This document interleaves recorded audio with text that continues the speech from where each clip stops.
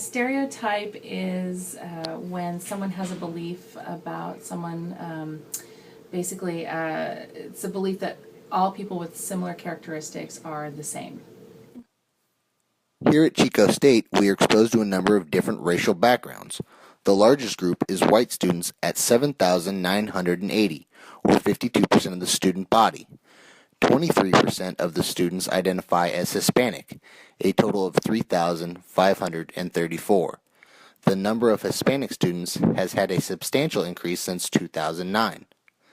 933 students of Asian descent and 295 African American students attend Chico State. There are 737 students of biracial origin and 22 students of Pacific Island heritage. 1,671 students did not specify their race. I think there's a lot of stereotyping. I think most stereotyping goes unnoticed and by the individual who's doing it. I think partially the stereotyping is a way that we categorize people, the way that we're able to assess people. It's almost a natural way for humans to make sense of their daily life. When you think about it, we have to come in contact, most of us do at least, we come in contact with dozens, if not hundreds of people every single day. And if we spent all of our time trying to assess, are you a threat to me, are you a threat to me, are you a threat to me, pretending that every single person we see is brand new and how they look and how they act is brand new, we would go crazy. We would spend all of our day trying to figure that out. Yeah. Instead, this stereotyping is almost categorizing people so that we're able to make sense of the world a little bit better, to figure out who's a threat to us immediately and who's not. We look at their age, how they're dressed, how they're walking, how they're everything about them, and we say, is that person a threat or not?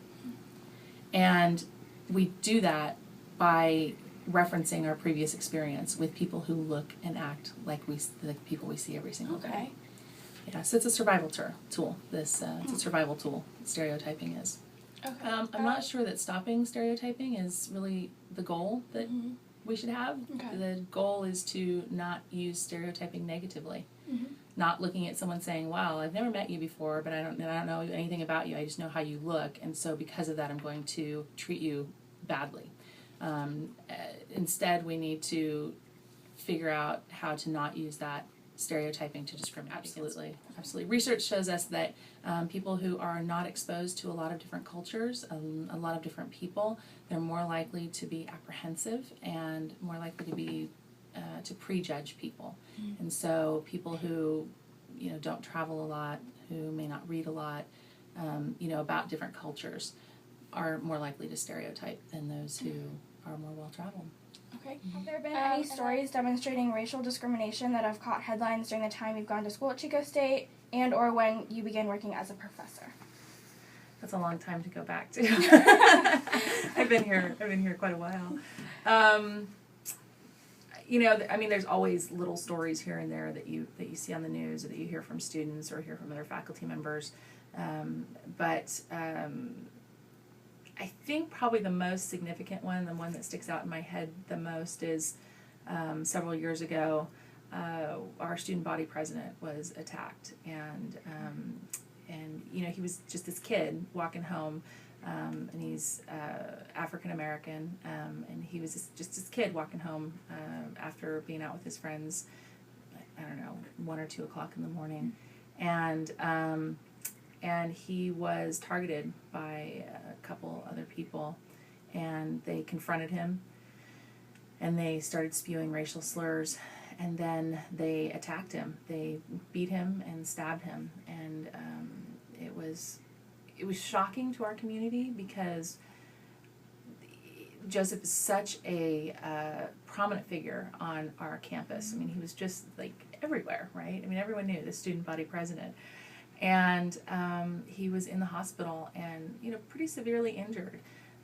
And so it was, and we all knew kind of the character that he is, he's not someone who's going to go out and start a fight. He's not someone who's going to kind of provoke others to attack him. And we knew that, and from what other witnesses said, that he was just walking home. And because of the way he looked, he was targeted, and you know, he's okay today. Apparently, he's recovering well, but it's still just kind of shocking to see someone that is such a prominent figure that is so blatantly targeted for just the way he looks, nothing more than just the way he looks. It was, I think, a wake-up call, hopefully a wake-up call for our community, that race and ethnic relations really need to be examined further. Yeah. I'm just curious, was there anything that came out of that, like from that happening? Were there any rules or anything else that were created after that, or? Not that I know of. I mean, I think, you know, mostly the biggest thing that came out of it is that there was kind of this belief, although it was a fallacy to begin with, but it was kind of this belief that Chico wasn't a place like that. And, you know, I hear a lot that, well, you know, is there racism? Well, we don't hear that. Well, it was front page news, and we couldn't deny it anymore. And I think that was the most significant thing. Yeah, that it was, and there was no explanation for it other than it was racism. Okay. Executive Memorandum 12-043, issued from President Paul Zing, deals with the campus policy towards racial discrimination. It reads as follows. California State University Chico is committed to maintaining a work environment where every employee, faculty, staff, and MPP, applicant, and independent contractor is treated with dignity and respect. CSU Chico will not tolerate unlawful discrimination, harassment, and or retaliation on the basis of race, religion, ancestry, color, sex, sexual orientation, genetic identity, gender expression, genetic information, age, disability, veteran status, marital status, pregnancy, medical condition, and or national origin under any program of the university. Yeah, one time I was just walking down here on Ivy, and a car pulled up just a few feet away from me, and just someone shouted out, "Hey, fuck you, nigger," right at my face, and they just drove off, and kind of like put me in a bad mood, because like that's just like pure hatred just on the way someone looks. I didn't know them at all, and if they had like the guts to stop, I would have said something or done something about it, but I think it's really cowardly and hateful to do that to someone.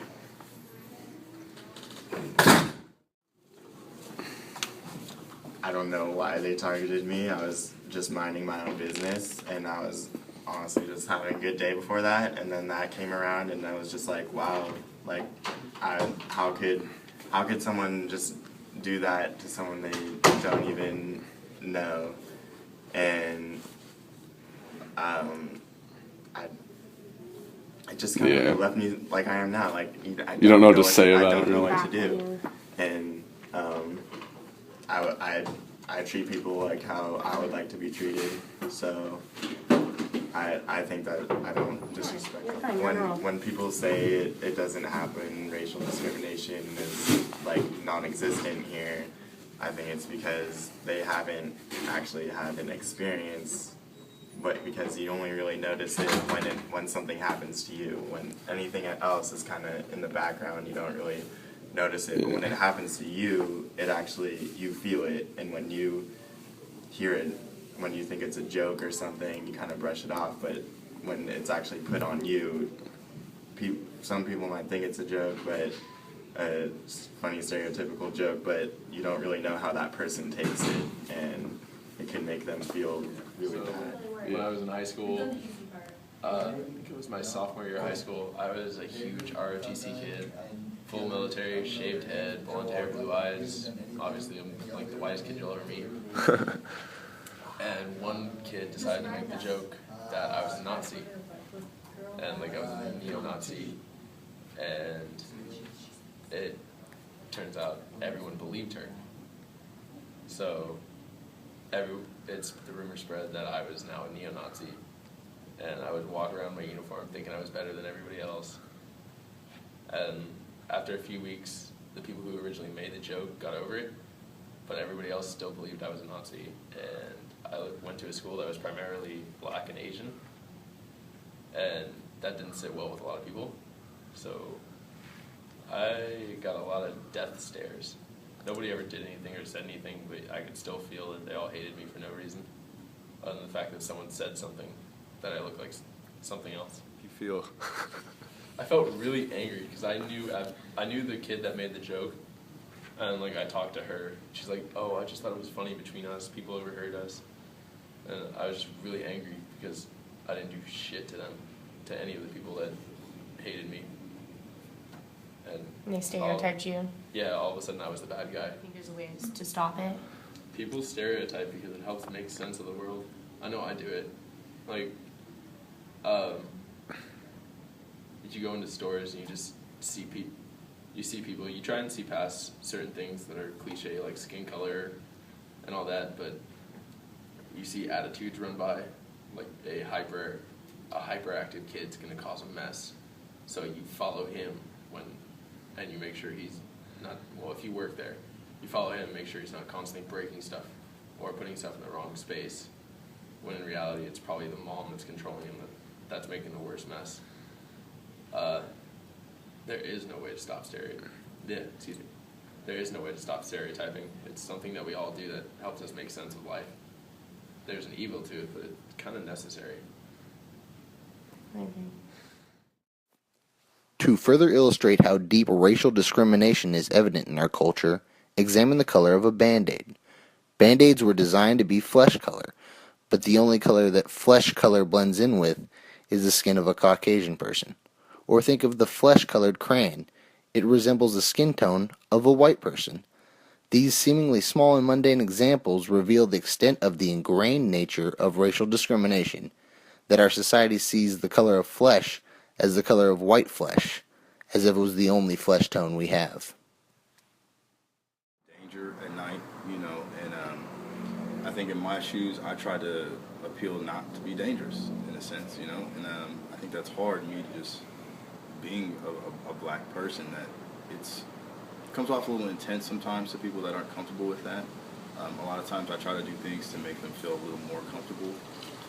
Say hello, the eye contact is important. Because a lot of times people don't want to be nice or appear to be nice. They're stuck in their world. They could come off a little aggressive when really that's not their intention. Here at Chico, I myself haven't really experienced anything recently. But I've diffused things recently. I've seen a lot of cases where it was more profiling with like a police officer or, a fight kind of brewing. And, How was it profiling you? Well, it wasn't necessarily me. It was just my group of friends. And I just kind of took the time to explain to him that whatever it was he thought was going on wasn't the case here. Mm-hmm. And it made it a lot easier when I communicated with him. I just talked to him. And a lot of times people just kind of want to run off or they get scared or, they want to hype things up a little bit. And for me, it's, bring it down, And I think that helps. The police officers they're not here to take everybody to jail.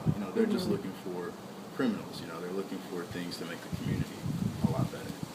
And as far as campus goes, I think we do a good job of talking to one another.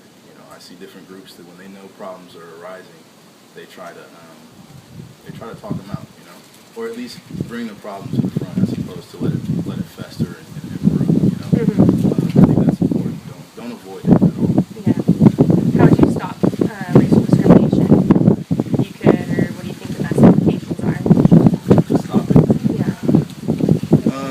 That starts at the home. Not on campus, not in the bars.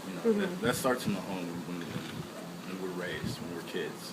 I think the parenting that's involved with how to treat other people, how to approach other ethnicities, other races. I think it's important for people to be informed at a young age, kind of desensitized in a sense, to where it's not such a shock. When you grow up in an area where they're all white or all black or all Hispanic, and then submerge yourself into another area where it's everybody. If you're anyone, that's going to be shocking in so many ways because we have so many different cultures in one area. And I think that's why I live in California, because it's good to embrace that here. It's a good place to raise kids. I think that's important for our future, for the next generation and the next generation. they really need to pass on those values that they feel are important Yeah. and not misconstrue them with stereotypes Yeah. and prejudices. But Things happened before, and as my experience, I kind of understand it. Like, it's really easy, and I think everyone can be a racist, and yeah, everyone can like stereotype others, and they will get stereotyped as well. So I think the stories that I have is just like minor examples, but most of the people that I met, they're really nice and they're very accepting, and they're actually very like interested in knowing about our cultures and getting to know the truth about us instead of just the stereotypes, you know, that people make. So yeah. I went to a picnic with one Japanese girl, two Japanese girls and one Chinese girl, and we like talked for over 1 hour about all the things we assume about each other country. And it was a really interesting conversation, talking about like the government in China, the work in Japan, like they all have good grades, but there's a lot of suicide, and we really talked. And I had so many stereotypes about their country, and they have about mine. And after we talked, like it's clear. And yeah, and stereotypes also are kind of hard because I mean, from what I heard, is like obesity is a problem here, and at the same time, when you see every American movie, everybody is so thin, and you say, you just don't know what to say. So when you came here, did you have, you know, any kind of stereotypes about Americans, or so did those stereotypes? The first thing my sister told me when I heard I was accepting here, she's like, be careful not to get too many weight when you're here, you know, and I was like, okay. Oh my god. So I just remember that my high school teacher actually asked me like, what do people in Vietnam think of us Americans? And I said, you guys eat a lot of fast food. and then he's like, oh, okay, so you guys call me fat? And I'm like, no, but yeah, it's easy to gain weight here. Like, I gained 10 pounds when I got here for my first year, so it was a lot to gain for me.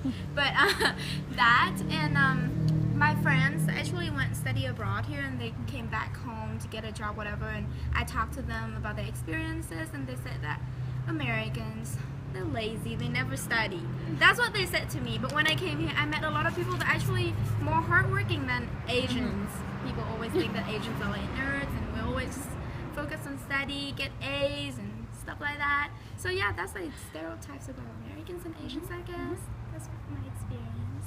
That's good. Yeah. Alright, so History of the modern world, and we did the history of the Second World War, and they talk about because French was occupied by the Nazis, and we have resistance in French, and French people are really proud of the fact that people resist in France. And during the class, it was like nothing for the American point of view, and yeah, they're completely opposite points completely of view. opposite. And I was like, I was hesitating to say anything during the class, but then I would say, no, just keep quiet. I mean, that's how they see it, and but it was kind of upset because it's really important in France, this part of history, and here not really.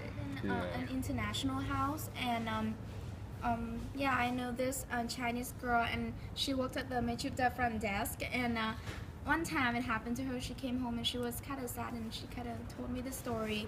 Two guys, Americans, they came in and they asked to check in their friend, but it was like 5 p.m. and she said, oh, you can wait until 8 p.m. to check your friend in. You don't have to do it right now. And then they said, okay. And they walked away for kind of a little bit further, and they stood in the corner and they kind of just whispered to each other like, oh, she can't speak English, that's why. And yeah, maybe they thought that's why she said no to them, and she thought that it was really offensive, I guess. Yeah. And yeah, it's just, I think people think that we look Asian, so we don't understand English or speak English well. So Evidence we have gathered from the participants in the interviews illustrate that stereotyping is alive and well in Chico. This doesn't mean, however, that all stereotyping is used for malicious reasons. People are instilled with certain views about the world that are ingrained in them since birth. In order for people to rid themselves of uncertainty, they categorize people in the simplest way that they can, which often tends to be race. On the surface, it may seem that there isn't much racism or stereotyping in Chico, but there also isn't much diversity. For the people that fall into the majority, it is understandable to be under the impression that racism and stereotyping has declined considerably, but the majority will never understand the position of the individuals in the minority. The minority experience everyday life in a much different and complex ways than those in the majority. We see no conceivable blueprint for completely eradicating racial discrimination in our society, but rather, through education, society can alleviate some of the problem and make a more accepting culture for future generations. People need to realize that others come from different backgrounds and cultures, and that everyone has their own unique experience in life. Although our minds will always jump to conclusions about people, we need to realize that those conclusions might not be true and can have harmful effects. These conclusions narrow a person's outlook on life instead of broadening their horizons and enriching their experience.